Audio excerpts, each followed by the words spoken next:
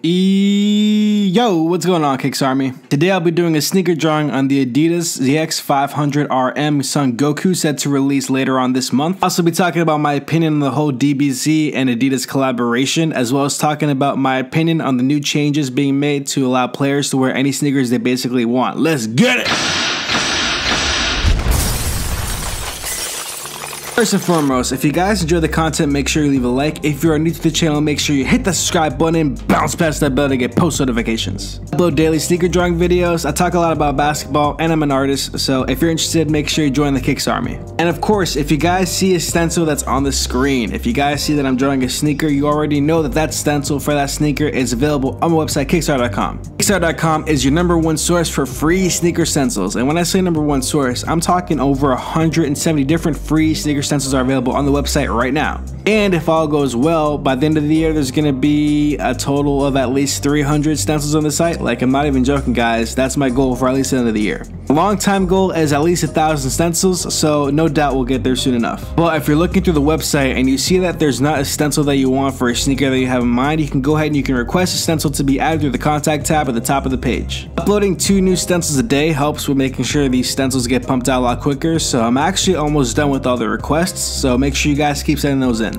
This particular pair is the ZX500 RM Son Goku that is set to release later on this month. I guess originally this pair and the Freezer pair were set to release in August, but supposedly that was pushed back. And seeing as how all of these sneakers are going to drop sometime soon, I might as well make videos on all these sneakers. Guys, let me know what you think of that down in the comment section below.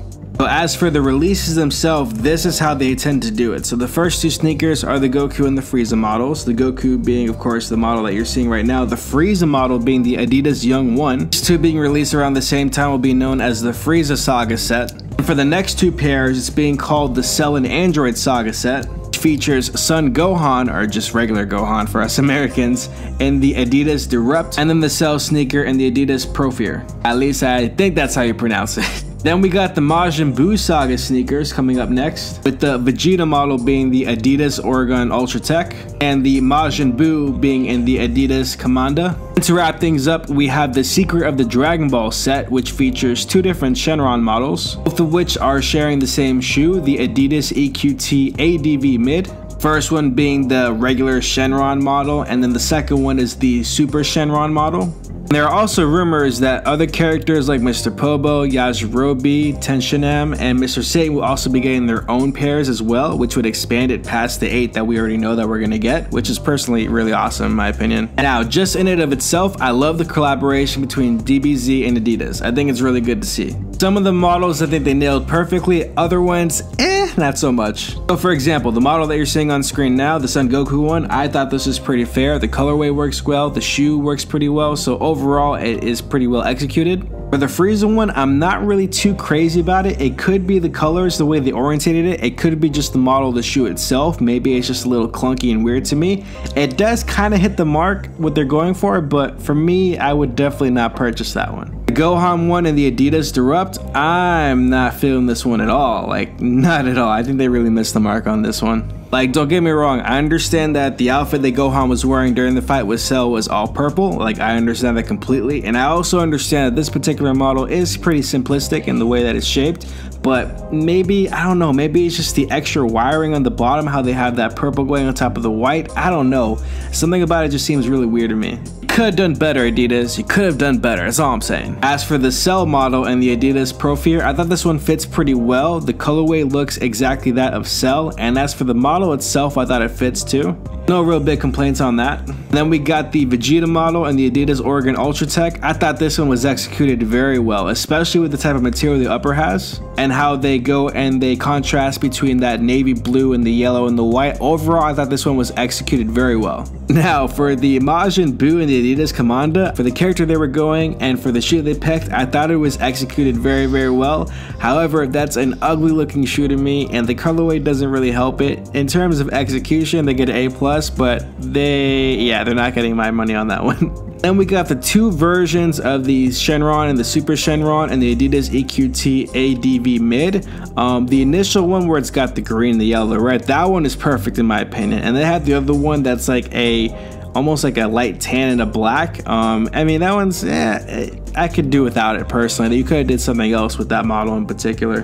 Besides the Gohan one being a complete flop in my opinion, and the Super Shenron being kind of boring, overall the collection was pretty dope. I can definitely see myself doing videos on the other pairs for sure, except I wouldn't be too happy to do the Gohan one. I probably won't do that one, to be honest. That's how much I don't like it. Let me know what you guys think about the whole collection in the comment section down below. Now, before I get into some basketball talk, I do want to spend a quick minute kind of talking about Dragon Ball Z, since we are doing a Dragon Ball Z sneaker and we did talk about the Dragon Ball Z collection.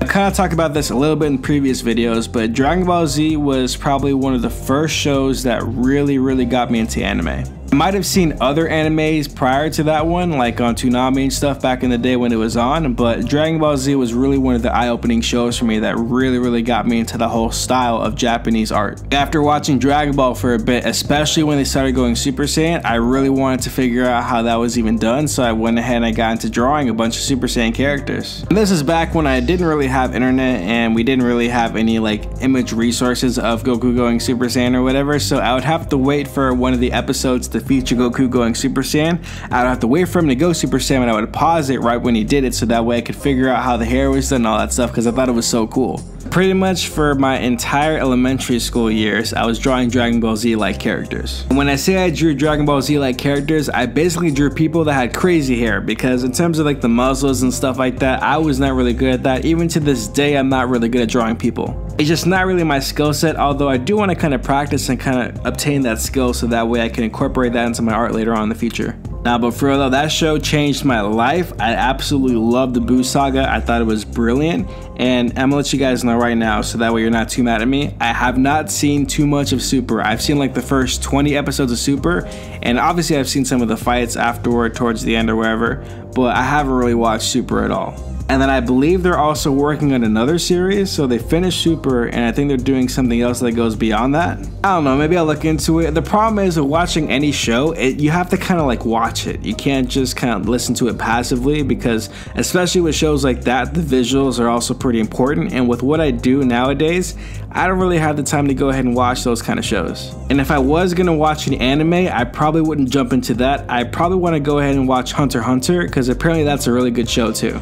I don't know, but let me know what you guys think on that. Now, a few days ago, we got word that for the first time in league history, the NBA will allow players to wear sneakers of any color at any point during the upcoming season. The only asterisk to that is that any third-party sneakers will have to be approved ahead of time before players can wear the sneakers. So if you want to wear like sneakers from an off-brand somewhere in the Middle East or China or whatever, you'd have to get that approved. You can't just throw anything you want on a call today. When I first heard this, I thought this was really interesting, because initially I'm thinking to myself, wait, I didn't even know there were regulations. I thought players could pretty much wear whatever they wanted. And I guess over the years, the rules for that have been a lot more lenient, to the point where LeBron James wore, I think, 53 different models of the LeBron 15 that year. And I guess traditionally, you had to pretty much stick with the colors of the team that you were on.